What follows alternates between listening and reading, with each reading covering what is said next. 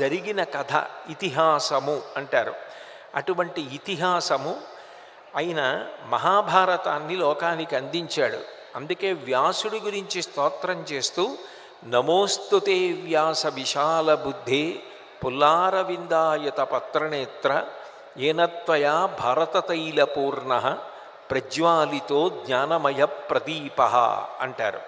వ్యాసుడు ఎప్పుడూ వెలిగేటటువంటి ఒక పెద్ద దీపం.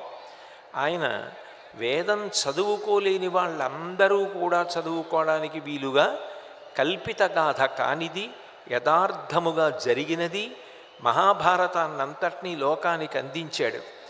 ఒక రోజు అన్నప్పుడు పగలు ఉంటుంది, రాత్రి ఉంటుంది. పగటి వేళ సూర్యుడు ఉంటాడు, రాత్రి వేళ చంద్రుడు ఉంటాడు.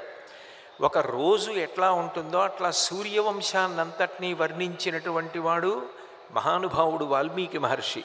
చంద్రవంశాన్ని వర్ణించినవాడు వేదవ్యాసుడు. వాల్మీకి మహర్షి వేదోపబృంహణంగా రామాయణాన్ని అందించారు.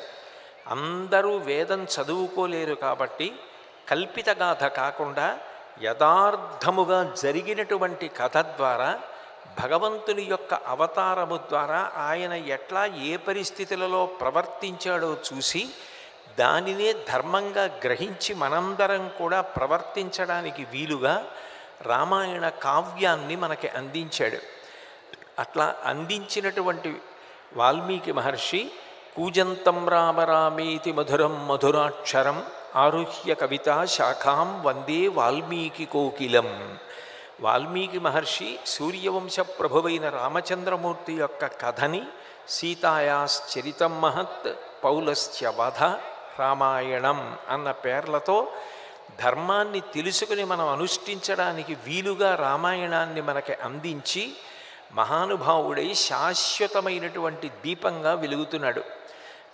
కలియుగంలో ఉండేటటువంటి వ్యక్తుల ఆయుర్దాయాన్ని దృష్టిలో పెట్టుకొని అందరూ వేదాన్నంతటినీ కూడా పరిపూర్ణంగా చదవలేరు కాబట్టి వేదాన్ని 4గా విభాగం చేసి నలుగురు శిష్యులు పైలుడు, వైశంపాయనుడు, సుమంతుడు, జైమిని అన్న నలుగురికి 4 వేదములను అందించి పరంపరాగతంగా వేదము అట్లాగే ప్రమాణంగా నిలబడేటట్టు తద్వారా ధర్మాన్ని అందరూ తెలుసుకుని అనుష్ఠించడానికి అవకాశం కల్పించి శాశ్వత దీపంగా వెలుగొందుతున్నవాడు వ్యాస భగవానుడు. అట్లాగే ఎప్పుడెప్పుడు ధర్మ సంక్లిష్టత ఏర్పడుతుందో, ఎప్పుడెప్పుడు లోకానికి ధర్మాన్ని నిరూపణం చేసి ప్రజలకు అవసరమైన విషయాలు ప్రబోధం చెయ్యాలో